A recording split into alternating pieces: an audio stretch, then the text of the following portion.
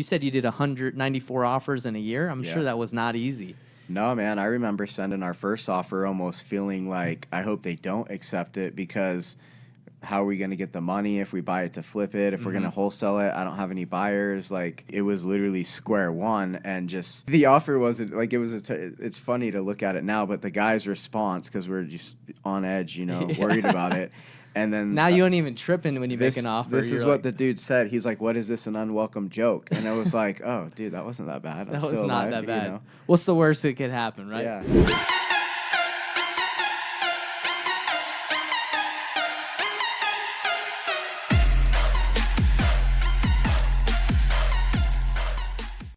What's going on, everybody? Hey, Michael Burns, what's going on, brother? What's going on, bro? Stoked to be here. Good. Well, hey, Investor Thrive Nation, thanks for tuning in. We got my guy right here, Michael Burns. He is amazing at flipping houses. He's been in real estate for a while now, so I got him on the podcast to interview him, ask him some questions about his business, his journey, and I think it's gonna be a good time. We've actually sat down a couple times for lunch, and we've talked a little bit before this.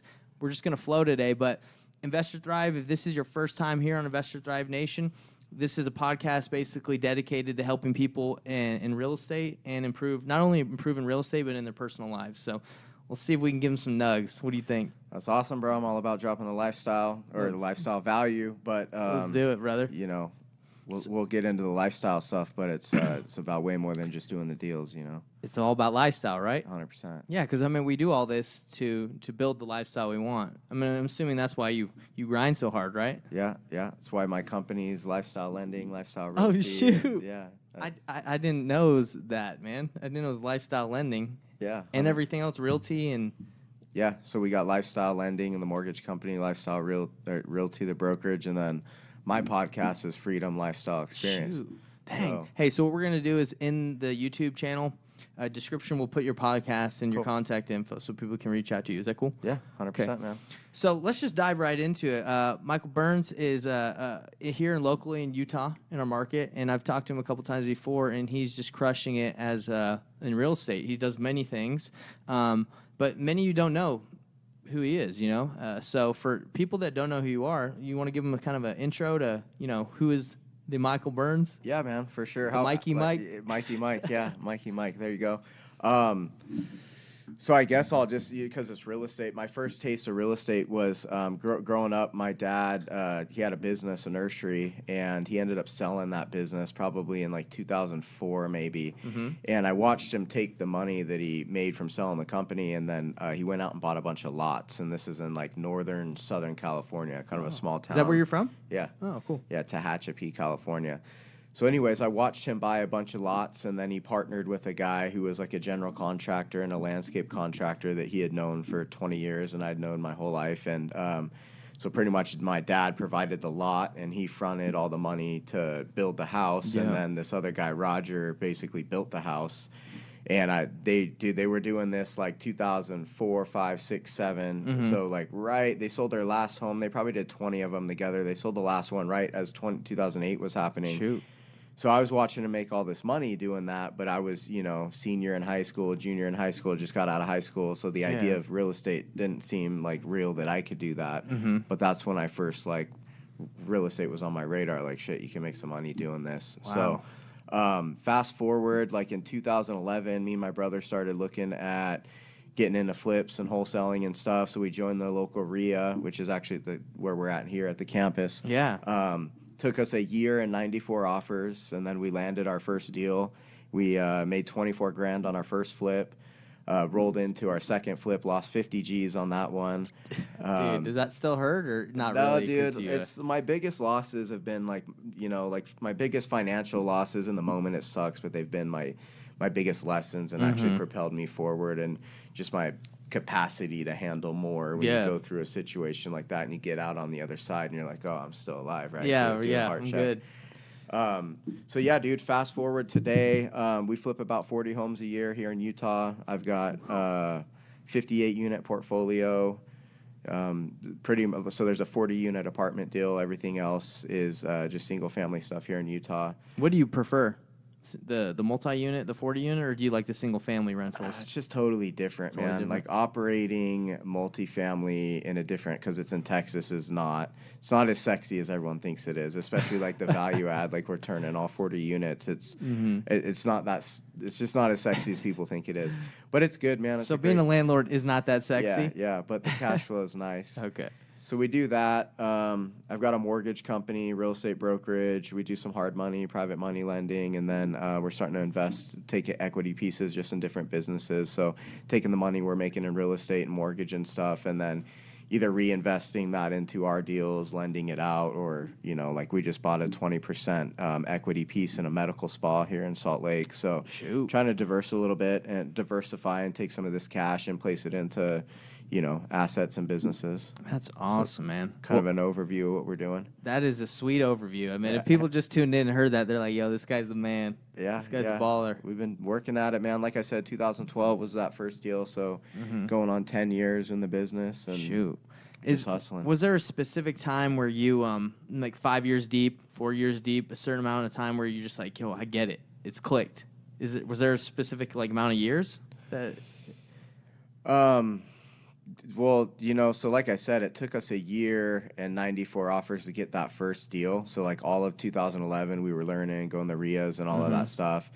So, when I adopted the idea of Plan B as reinforcing Plan A, that's like, I guess you could say that was a forced click. Like, this is what I'm going to do.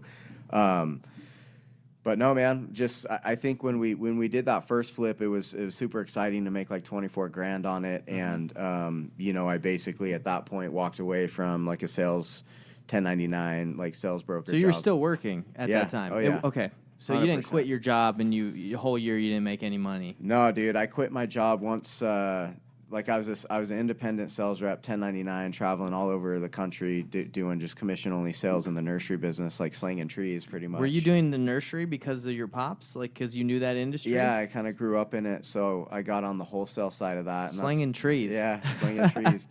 So that's where I learned sales, because I was out there, I started inside sales. I had a job when I was 19 doing inside sales. I had like a $2 million sales quota. So I got good on the phone doing inside sales, and then basically there wasn't going to be an opportunity for me to get an outside territory with the company I was with. So then I went out on my own.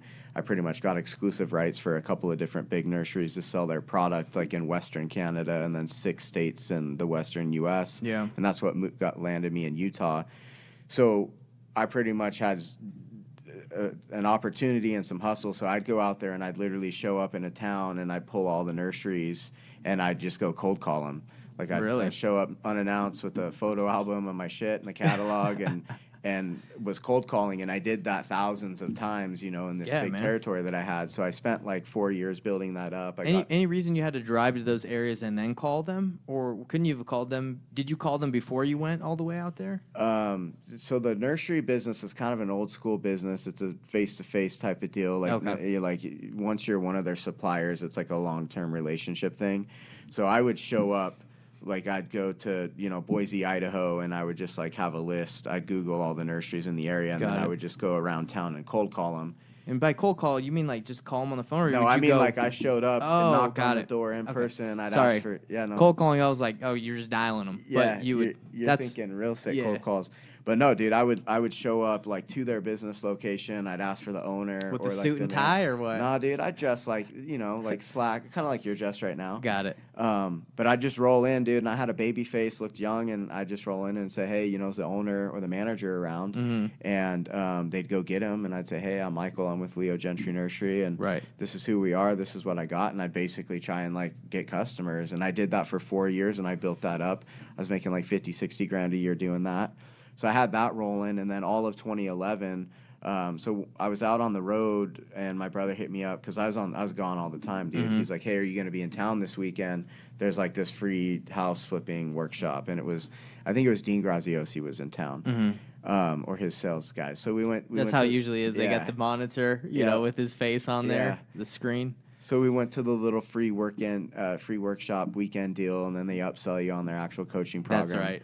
So we did, from the time we did that to when we got, so that was in 2011. So then we're like, cool, let's do this real estate thing. We saw Dad be successful with it, building the houses. So then we started going to all the local RIAs and just like going to Home Depot, trying to learn how much shit costs, like just figuring it out, dude. Yeah. Like green as it gets, like knew nothing about any of it other than we can make some money doing Yeah, this, for maybe. sure. And then, like I said, all of 2011, just kind of learning, writing offers, and getting our stuff going. And then we landed that deal 2012. So let me ask you a question about the 94 offers in a year. Yeah. You said were you writing those on the MLS? Like those were MLS offers? Yeah.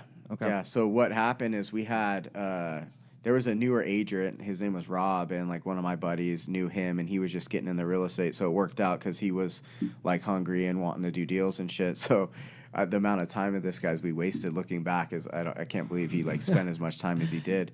But yeah, dude, we were back then. You could buy stuff off the MLS, so like he was just writing offers for us, and every house was 20 grand, right? We're the rehab. We'd be like, oh, it's probably 20 G's in rehab. 20 grand's 20 grand. So we just slowly like learning the market, like what stuff's selling for. And he was writing those offers and submitting them for you? Yeah, writing them and submitting them. So he would have made a buyer's commission, and he was the one pulling comps and saying, hey, like ARV could be this, and we were just. Dude, learning by doing, you know what I mean? Awesome. And we just didn't quit, kept going. What's he up to now? Do you know if he's still in real estate? I see him. He's still doing retail real estate agent stuff, you know. He's still staying strong. I guess, man. I haven't talked to him too much, but I see his stuff on Facebook every now and again, and I think he's just selling houses, like doing agent stuff. That's cool, man. Well, so I wanted to touch on this. I like what you said about when you're doing the nursery stuff when you're younger. How much do you feel like that 4 years of grinding, right, working really hard, prepared you for, you know, what you're doing now? Like, was that like sort of a college education, or way beyond that? You can't like there's a lot of stuff you can't learn in a book or going to a seminar, and that's just doing it. And a ton of real estate is that too. Like, you can go to as many classes as you want, you can go to as many seminars as you want, YouTube, books, all that shit, but until you're actually like operating a flip and hiring the contractors and going through the thing, you just can't learn it unless you do it, you know, or have a mentor that you go follow with it. But just to rewind, growing up in a family that had a small business and it being like the nursery and a landscape company, it's like very seasonal, like high pressure, like the economy's not good. Like the last thing people are worried about is the trees in their yard and stuff. So just growing up in that environment, and knowing, you know, hard work and the value of a dollar and watching my parents operate this small business in a small town was the biggest gift I could have ever been given. That was huge for you then. Yeah, so just growing, you know, that's where I learned my work ethic and really understood, like, relationships. You know, seeing my dad own a small business in a small town for 25 years, like, he made a phone call and it was done, you know. He needed an IV, he got it on the doctor's front porch at his house. That's wild, bro. Do you kind of miss that small town lifestyle? Yeah, dude, yeah. I think the small town's cool, but it's one of my strongest, like, I think my strongest thing is relationships and just my ability to build relationships and connect with people, and I think it's from the small town. So anyways, I grew up in that environment, and then when I was doing inside sales, I got good on the phone and comfortable making calls and doing that, and then like progressing to doing sales calls face to face in person, you know, cold calling, just showing up. So all of that definitely gave me a really good, strong skill set to roll into real estate, because with real estate, you got a little bit of everything, you know. Do you feel like it's a little bit more advanced, like real estate, than maybe the grinding of, you know, what you did with the nursery? Do you feel like it's a little higher level? Yeah, dude, 100%, because you're dealing with people on an emotional thing, right? You're trying to buy their house from them, or, you know, on the flipping side, like, you know, you're trying to have, you got the relationships with wholesalers or agents, or just the networking for deal flow to come in, or you're dealing with sellers directly and they're emotional about their home, so you need to negotiate purchasing their home. So that's the buying side. Then you got to have your investors, right?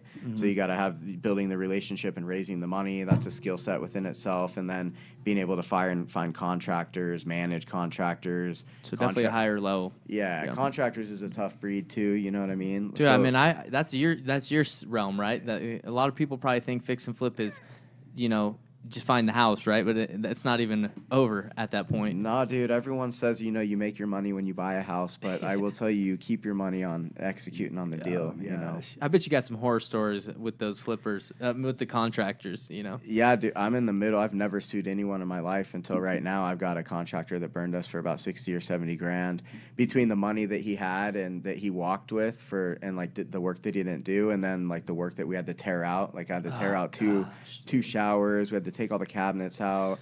They templated the quartz countertop strong. So between like the money he had and the shit that we're redoing. Was this a new guy that you've never worked with, or did He was newer, so he painted our medical clinic office that I was telling you about, and did a good job on that. And then he was about 70% of the way through with one of our flips. So then I gave him another deal that was about an $80,000 remodel, and that's when the wheels fell off with everything. Dude, that is crazy. So, man. but yeah, the contracting piece is challenging, man. Well, just to rewind back a little bit on why I asked you about, why it was the nursery business, was that maybe a little bit prepared you for where you are now, is because I just met with some guy in my ward, in my church. He's like a younger 18, 19-year-old guy. He wants to get into real estate. And I did door-to-door sales for 6 years. So it's kind of the same thing, right? You knock on someone's door, you're cold call, you have that communication. So I was like, hey, man, I think you should go out for a summer and just try. That's what I told him. I said, you should probably try and up those communication skills, go sell some solar. And I recommended him, one of my bosses I used to work for. And I think that's like a good stepping stone, whether it's the nursery thing and, getting, I guess, learning how to communicate and then getting into this business. I'm not saying you shouldn't. But, I thought that helped me a lot, to communicate and do the door-to-door before I got into this. Dude, door-to-door is like the holy grail of all sales in terms of, like, you got to man up and do it because it's face-to-face. You're on their doorstep. Like, I think door-to-door sales is as an intimidating thing as you'll ever do in your life, maybe next to public speaking. Yeah. But not only is it teaching you the communication skills, because you're gonna get hit with rejection immediately. Like, why are you on my door? Like, get out of here. Blah blah blah. Every door is almost a different objection, right? Different person. Yeah. So you're learning the communication skills, but also how to read people, how to deal with different personalities, which is all good. But more importantly than that is the mindset piece to it. Oh gosh, like your ability to deal with rejection and your ability to just understand that it's to separate, like, this isn't a personal thing. 100%, dude. And the discipline of eating shit and being told no, because on doors you're out of 20 maybe you get inside on a couple of them, right? Right. Yeah. So just I think the discipline and the mindset that's going to come from that and doing those reps and then showing up and just going into it knowing, like, I'm going to hear no 20 times to every one yes. Exactly. That's, like, invaluable. Yeah, and that's why I'm kind of harping on this, because I didn't know your journey before you got into real estate, and it was like a door-to-door thing, like, pretty much. Yeah, dude. Yeah, you were cold calling, and that takes balls to, like, go into a freaking nursery in a random town and be like, let me talk to the manager. So it seems like that got you ready for what you're doing, now. Yeah, 100%. The relationship base. And that's kind of, I think, what got me ready for building my business is, I did the door-to-door. Before that, a lot of people here went on missions, and everyone says no. You want to hear about Jesus? They're like, get out of here. So a lot of rejection. And I think as a business owner, I mean, you got to learn the mindset, because a lot of people, I think, on YouTube and Facebook and all these platforms, they see these gurus or whatever these people teach saying they got a lot of money, and they think it's easy, right? And I mean, you said you did 194 offers in a year. I'm sure that was not easy. No, man. I remember sending our first offer almost feeling like, I hope they don't accept it, because how are we going to get the money if we buy it to flip it? If we're going to wholesale it, I don't have any buyers. Like, that's crazy. It was literally square one, and just the offer wasn't like, it's funny to look at it now, but the guy's response, because we're just on edge, worried about it. And then now you ain't even tripping when you make an offer. This is what the dude said. He's like, "What is this, an unwelcome joke?" And I was like, "Oh, dude, that wasn't that bad. That was not that bad. What's the worst that could happen, right?" Yeah. When that came back, you were like, "Oh, okay." Yeah, and then you just, once it's just like if you're cold calling, you're hitting doors. The first few are uncomfortable, but then you get in this flow, and you just, flow. Momentum, I think, is everything. But like, just like if a train's starting, that first. As everything's, the first gears are going, just getting going's tough. But then I think once you have momentum and you can lean into that and keep it going, that's when you're really going to start to catch stuff happening. And now when you make an offer, you're not even worried at all, right? Like if it'll come back good or if they're mad. Yeah, not at all. Zero emotional attachment, not only to the offers, but to the deals themselves. Like, you can't. I think that's one of the number one rules in real estate. Maybe if it's your personal home, it's a little different, but like, you have to have zero emotional attachment. So I just like call them boxes. Like, they're all just a bunch of boxes. You know? Man, that's crazy. So let's kind of talk about I want to talk about the RIAs, right? Because I went to the RIA last week, And that's my first RIA I've ever been to. The other ones, I thought I was going to RIAs, but they were just like wholesale meetups done by, I can't remember the, Rebecca Jensen. Yeah. She held some things at Club 90, and I used to go to those, and I'd be like, these are kind of weird. I don't know if I want to come back. Yeah, definitely. Meetups for sure a little different than like a RIA. That's what I thought the RIAs were. So I was like, I'm not going to that because, I'm not really into that. But I went, and it was good. How much do you attribute going to the RIAs to your success? Because I didn't even know about these RIAs, and I've been in this for almost 4 years. Oh, bro, everything. Like I got my entire start at SLRIA, which is Salt Lake Real Estate Investors Association, and they have the meetings at the same place we're at right now. And it's just once a month, right? So they would have a night meeting once a month, but then they have a northern lunch meeting throughout the month, and then they'll have like one in the Salt Lake area, and then they'll have one. So they basically have 3 lunches a month and then the night meeting, which is a big meeting, and they'll have a couple speakers and stuff. But no, dude, at the RIAs, like my first several deals, like I got the deal was from the wholesaler I met there. The contractor was from a contractor I met there. The hard money came from a guy I met there. Shoot. I met my title agent, Christina, who she's done my business from day one. I met her there. Wow. So I pretty much I bet you my first 5 to 10 deals were all heavily involved with people that I'd met at the RIA. Dang. So RIA is, whether it's in Atlanta RIA or, Chicago or wherever, those are money. 100%, man, because like people, and this is what I talk about all the time and on my show too, but like, if you're new to something, or even if you're doing something, you want to go plug into where people are doing the shit you want to do, right? Right. Yeah. So, like, if you're a new investor, or if you're just an investor in general, like, you want to go to the networking groups where people are in your industry, they're doing deals. So, I think that's like when anyone asks me, like, hey, I'm getting into real estate, like, what do you think I should do? That's literally the first thing I tell them is go join your local RIA, because like now you're plugging into the environment where what you want to do is happening. Man, I kind of wish I would have gone more, but the wholesale meetups kind of burned me. I was like, these are. Yeah. Did you ever go to any of those club No, nights? I know what you're talking about. It's kind of like dark and dim. You got like some hoochies around. You're like, this is kind of weird, bro. The Club 90 is like the cougar spot, man. I think that's like a senior citizen club. 50 and up, or you can't even get in, dude. Yeah. So I was there, and I'm like, I don't know, this is my scene, bro. But that kind of shot me on going to the SLRIAs. But now I get it. Like after going, I'm like, man, this is powerful. Being around people who are, beginners, middle, ballers. This is great. You can learn from all of them.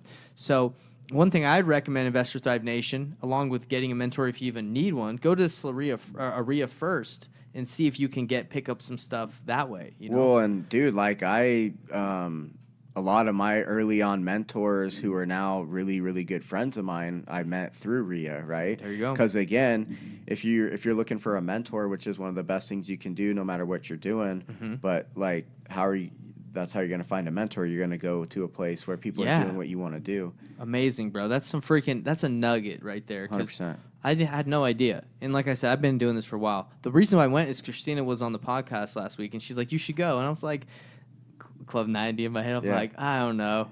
And then I went, and what got me was the food.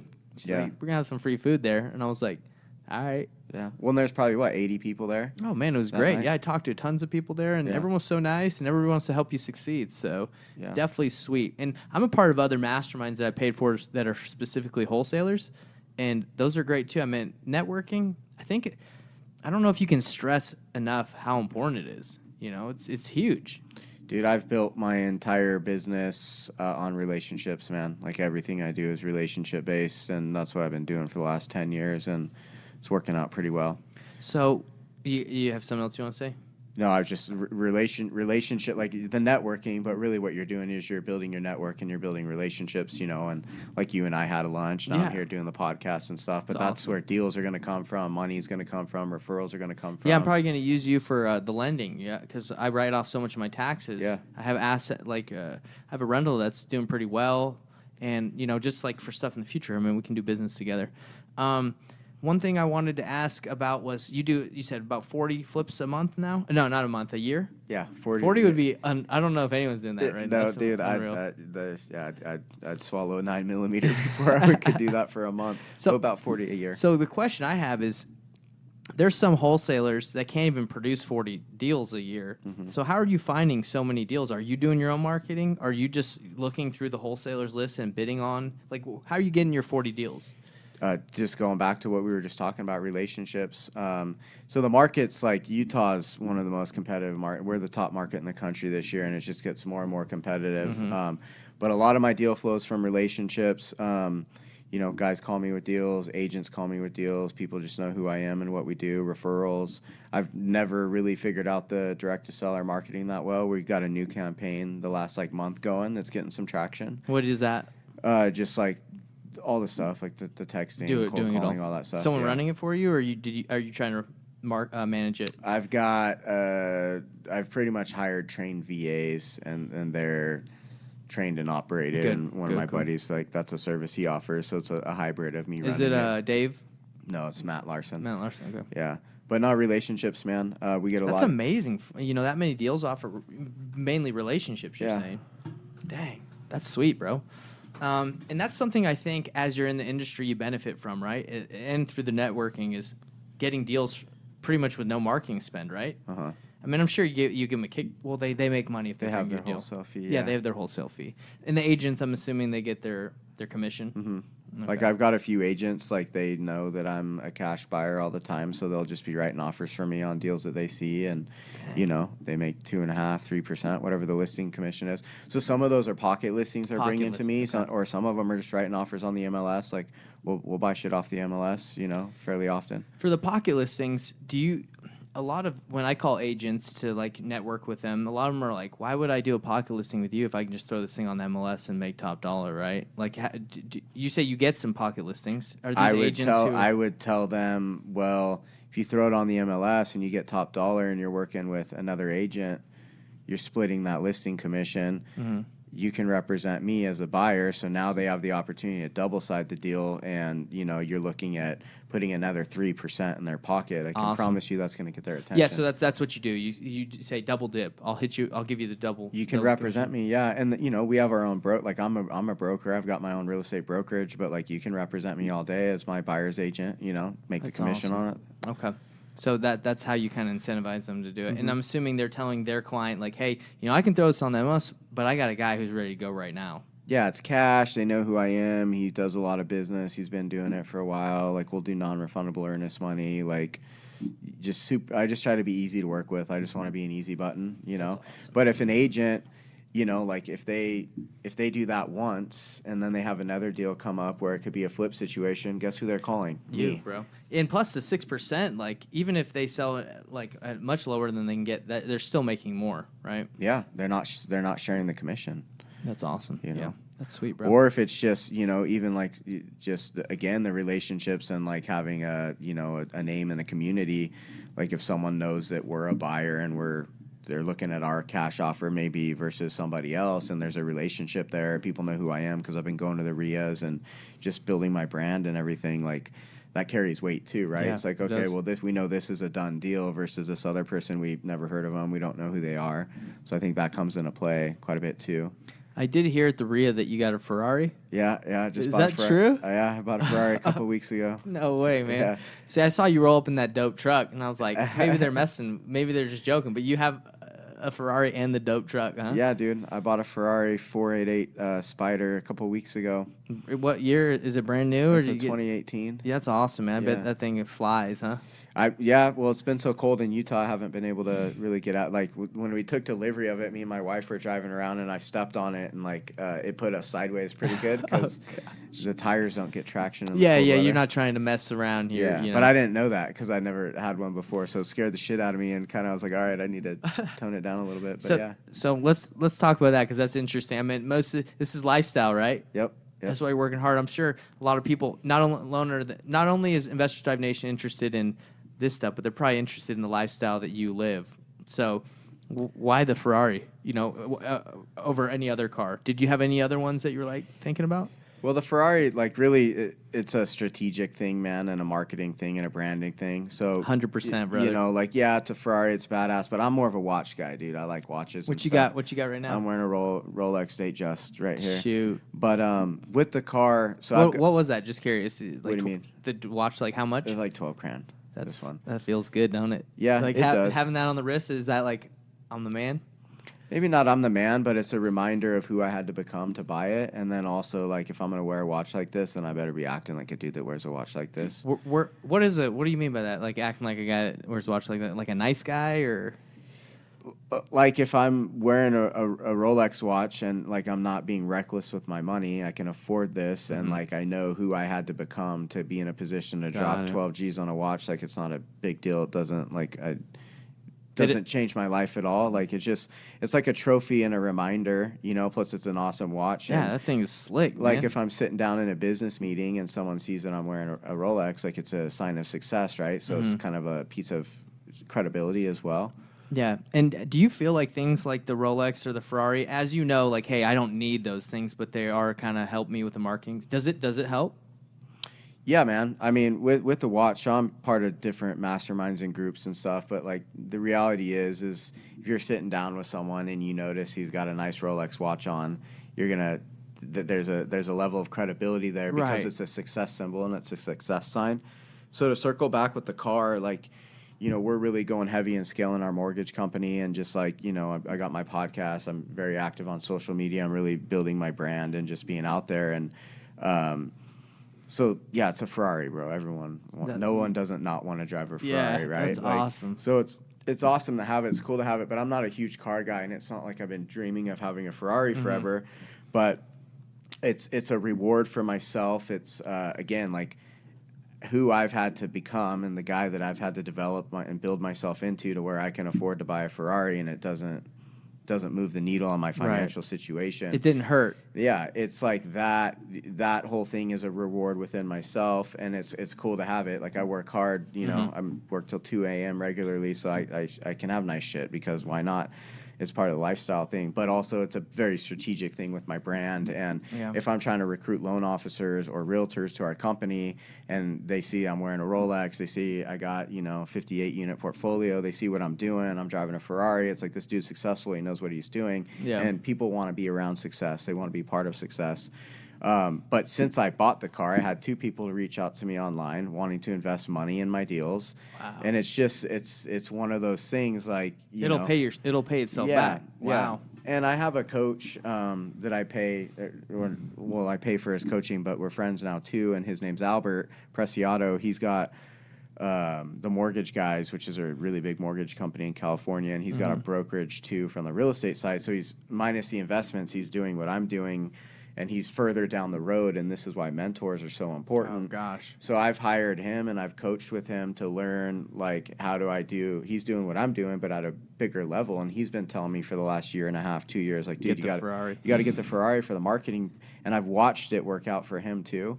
So it's a pleasure thing, dude. But it's a very strategic marketing tool for what I'm doing. That's so cool that you do that, because I think there's a lot of people that like flex, right? And you probably see that as you're active on social media. You're like, I know that person. He doesn't. Yeah. He rented that on Turo. You know, right? Like, do you see people that are not genuine about, like, I guess they're flexing?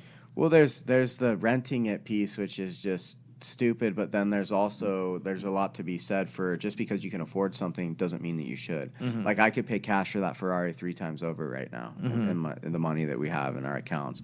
My cash flow covers the payment, like no problem. So just because you can afford something or maybe you can barely afford something doesn't mean you should do it. So like the marketing piece was a big reason as to why I was able to justify doing it. But I think financial literacy, and when you build a business, when you're in business, you have to understand credit, you have to understand cash flow, you've got to understand like having reserves, like you just have to have financial literacy. And especially from coming where I came from, building from nothing, losing 50 grand on our second deal, growing up in that small family-owned business where it's very volatile, like understanding the value of a dollar and hard work. Dude, it was so much more than just going out and buying a fucking Ferrari. Like it was a mental process that I had to go through with that. That's pretty sweet that it's like a marketing play. Yeah, man. So it's an all-around win, right? It's cool. It's like something that I can enjoy. It's a proud moment for myself. It's an inspirational piece with my message that I'm trying to share. And it's what is your message you're trying to share? So Freedom Lifestyle Experience is my podcast, but like my message that I've really been developing just as the more that I've been, because I spend hundreds of thousands on coaching and masterminds and self-development, and I've got 15 years of business experience now, and I'm just trying to share everything that I've learned, whether it's through all the coaching and high-level stuff or just personal experience. But as I've seen us go through COVID this last 2 years, and I've watched so many people just bitch out to this system and being told what to do and just thinking they're helpless, I've kind of gone the other way with it, and I just like fuck being average. I'm not down with all of that, control and being told what to do. So like you're gonna get what you're gonna tolerate in life, no matter what it is. You get what you tolerate. So my message is personal accountability and staying loyal to your potential. Not being a victim. Yeah, if you're being personally accountable for any and everything in your life, you're no longer a victim. Now you can be in a position of control and power. And if you're staying loyal to your potential, then you're always trying to get better. There's nothing else in this life that you can do other than personal accountability and staying loyal to your potential. And then I apply that to the lifestyle piece. Shoot. So that's what I'm doing. And that's why I'm doing podcasts like this. You know what I mean? I'm busy. I got a lot going on, but like you've got, like I like I appreciate you coming on mine, man. Yeah, man. It's a relationship thing. I want to come drop some value, And you're also marketing too, right? You know, the people can follow your podcast that we're going to put in the description and the info you need. So we can help each other grow. Now, we've been going for about 30, right? So I want to kind of wrap up and talk about coaching, right? Because most people that I talk to who are at the level you are, like they just didn't just figure it out because they just read like 1,000 books, right? Yeah. So how much have you spent in coaching your 10-year journey? Oh, dude, hundreds of thousands. You got a number? Like I'm just curious because I'm on my way. I'm up there too. Well, I'll rip off a few things right now. So, Arate Syndicate, that's this right here. That was a $6,000 a month or $65,000. $6,000 a month? Yeah, so call it 70 G's for the year. So that's nuts. Yeah, I did that, and I'm still in that. What are they teaching you in that thing? So Andy Frisella and Ed Milet, you know who they are? Maybe I've heard you need to look into both. I need to look into them. Yeah, Ed Milet's the greatest speaker on the planet. He's worth $800 million. Andy Frisella is the founder of First Form. Really large supplement company. They're valued at like $3 billion. Both self-made guys. So you're coaching with them, not one-on-one in a group setting. Yeah, most of them never do one-on-one. Yeah, well, you'd have to pay the amount of money you'd have to pay for one-on-one. Like Ed does, he has one-on-one clients. I don't even know how much that costs, but it's got to be a lot. Yeah. But so a couple things with that. Like number one, I'm getting the content from two of like the top business guys in the world, but then also the group.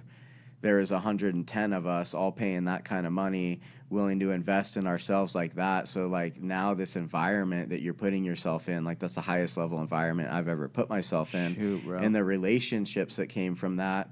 And they kind of weed out the people who aren't ready. It's application only. Like you got to submit an application. If your application gets accepted, then you got to pony up the money. That's bad A. But like the relationships and the network that got me, and like I do deals with people, like guys lend me money, just having like I've got a couple of guys who've become like big brothers to me. So like just the network alone is worth so much more than the money that I paid to be in the group. But then you have like the content piece too, and all the shit that you're learning, all the speakers they would bring in. So I was $70K. I'm in Mark Evans' DM mastermind group. That's $35K going to $50K. So I have that. I've done multiple Grant Cardone 10X, $10,000 tickets to his events. I was in Tim Brott's mastermind. That was 25 G's for the year. So, I mean, just those things alone were 150, 200 grand, Totally worth it all.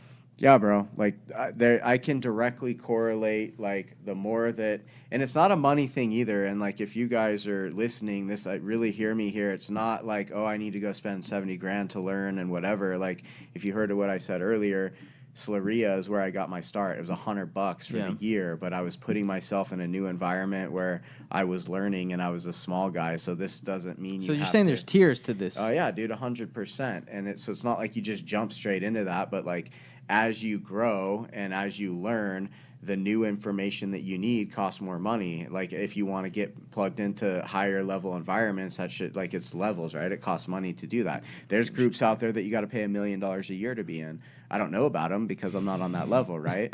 But so it's levels. You will, bro. Yeah, 100%. That's amazing. There's levels to everything. But what I was saying is I can directly look at the more time and money that I invest in myself, the more money that I make, the better my life gets, the better my relationships are, everything gets better. So the more that I invest in me, the better everything else Are they gets. dropping like some amazing like morning routine or schedule where you're like, if you do it, you just see automatic results? Or is it mainly just being in the network and learning, consistently growing with these guys? It's the network, man, and like at the end of the day, you just realize like you could be sitting with a guy that's worth $100 million, and he's just a regular fucking dude. Yeah. There's nothing special about him other than they execute, and they're constantly, like, to go back to what I'm saying, they're like taking accountability for everything, and they're staying loyal to their potential. They're always trying to do more, get better, like refine their systems, their processes. You got to have balls. They're taking risk.